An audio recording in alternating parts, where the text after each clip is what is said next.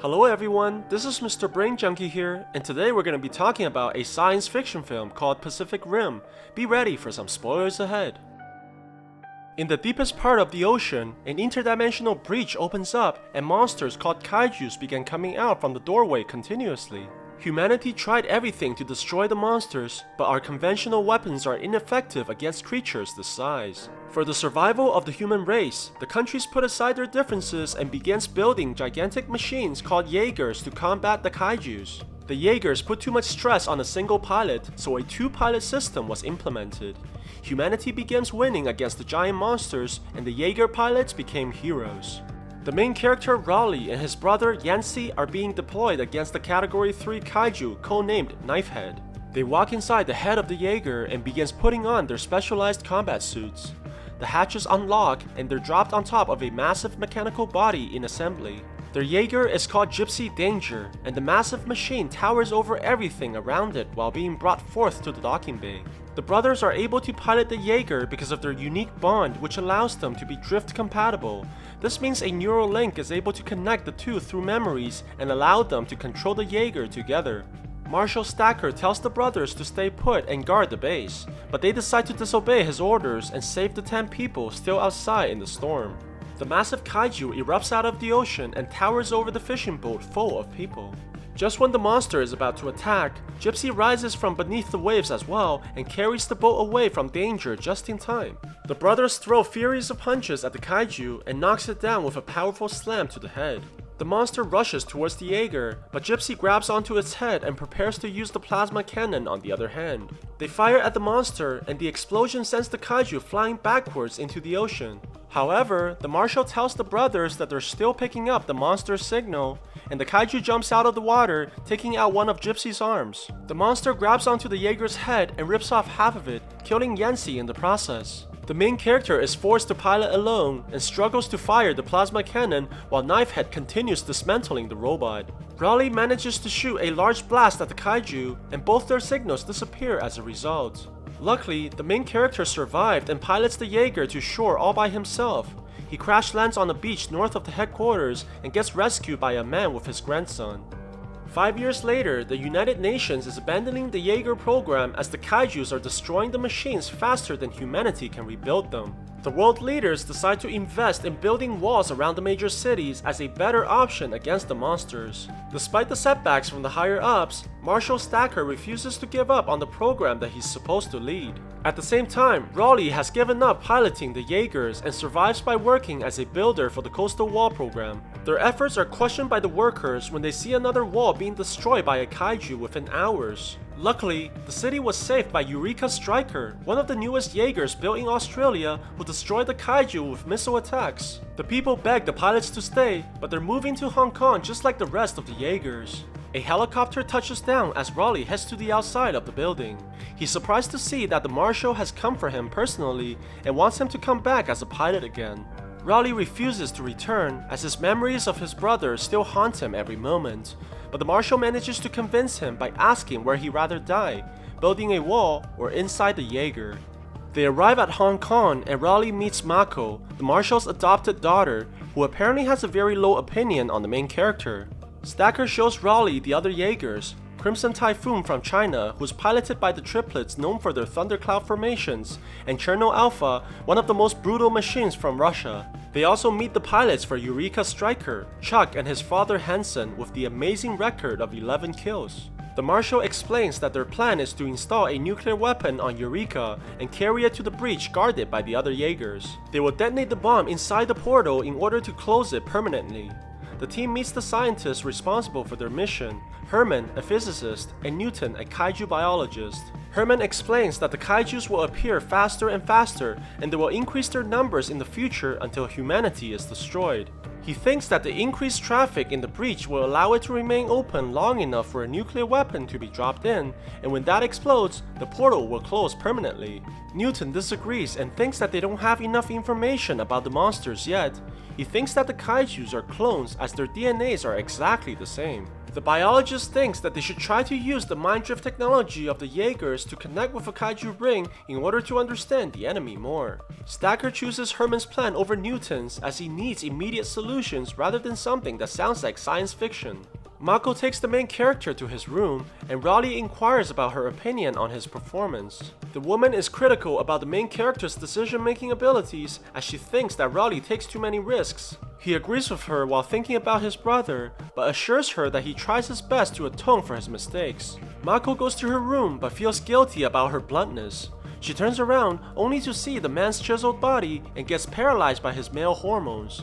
The next day, Raleigh begins the selection process for the co-pilot, but he defeats every single one of the candidates with ease. He sees Mako's body language showing her criticalness towards his performance, and dares the marshal to allow his brightest student inside the ring. Stacker hesitates, but he allows Mako to fight after being pushed repeatedly by the main character. The two begin fighting each other and their movements become synchronized as they're evenly matched. The marshal stops their combat after multiple rounds, and Raleigh becomes convinced that Mako is the perfect co-pilot for him.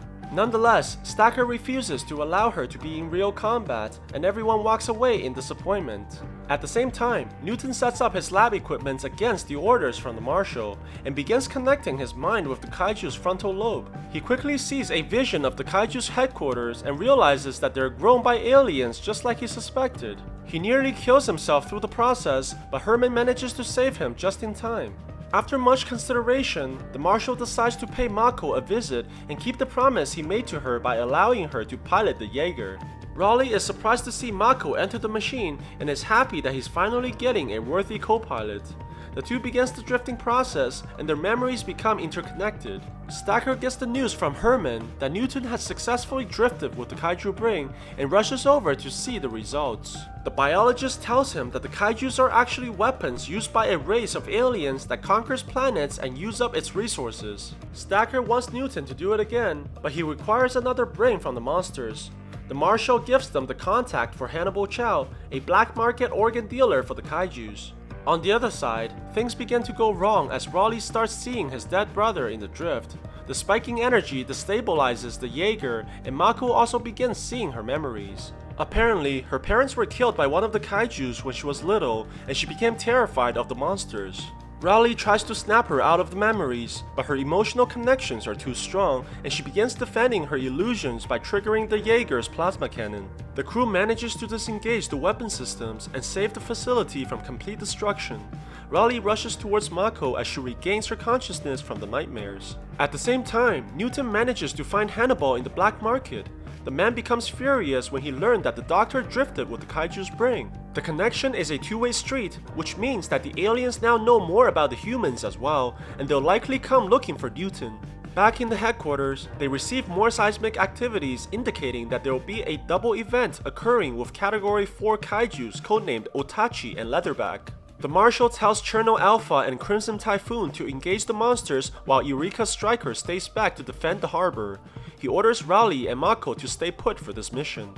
They head towards the ocean and the helicopters drop them in front of the coastline while Eureka Striker follows closely behind. The Crimson Typhoon begins detecting movements around them, and the kaiju Otachi jumps out, landing a direct hit using its tail and sending the Jaeger flying into the water. Typhoon recovers quickly and begins using their thundercloud formation.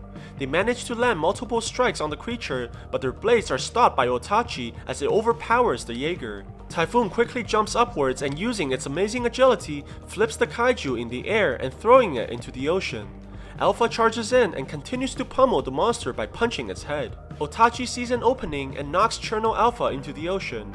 It then continues to attack Typhoon with the tail and eventually decapitates the Jaeger's head, killing the pilots inside.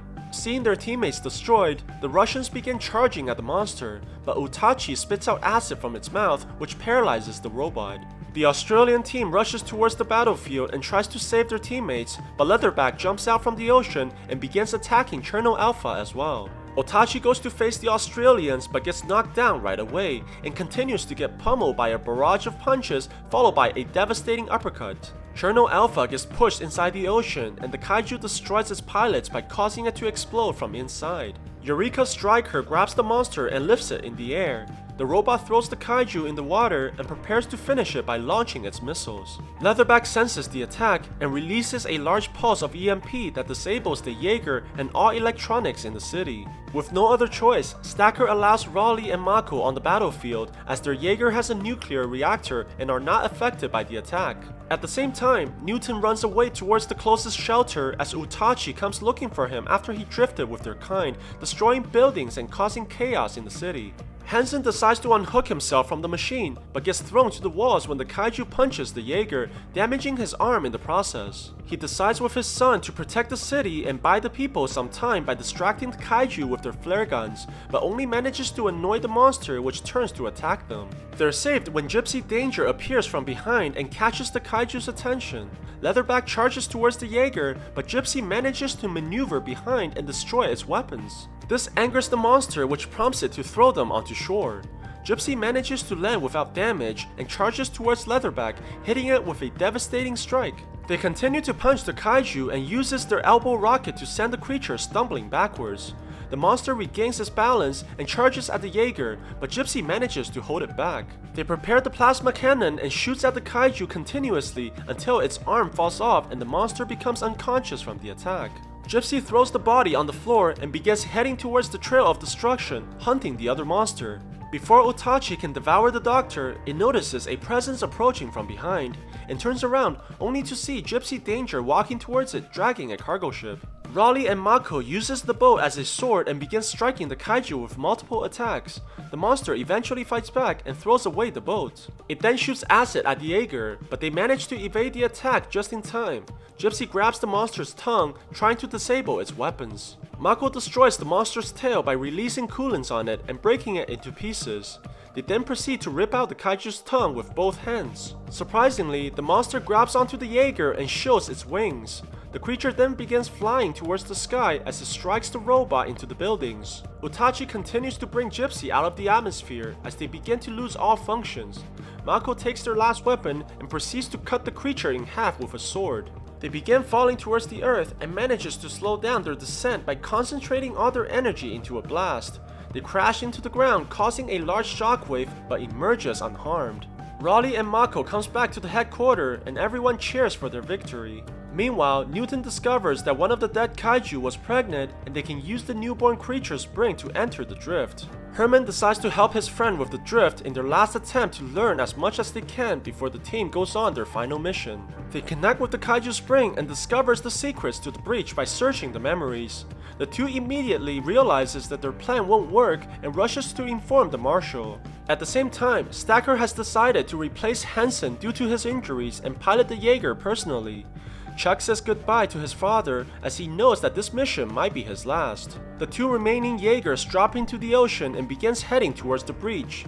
They maneuver underwater and soon begins to realize that the visibility is extremely poor. As they reach closer to the portal, they begin seeing two kaijus, Scunner and Raiju, both category 4s. However, they notice that oddly, the kaijus are not trying to stop them from making the jump.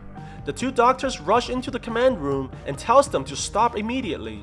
They won't be able to go through the breach because it requires the kaiju's DNA for access. They have to trick the system by going into the portal with one of the monsters. Before the doctors can finish explaining, the radar picks up another signature coming out. This time, a category 5 kaiju named Slattern appears. Raleigh and Mako tries to help their teammate, but gets attacked by Scunner right away. They manage to throw the monster on the ground, but Raiju strikes from behind and takes out one of their arms. It turns around and charges at the main character, but instead of escaping, they point the sword at the monster and proceeds to cut the kaiju in half using its own momentum. The category 5 kaiju attacks Eureka and pushes it away from the breach. They manage to fight back and stabs the monster with both of their swords, causing it to scream in agony. Slattern yells to his comrade for help, and the two monsters charge at the Jaeger with blinding speed.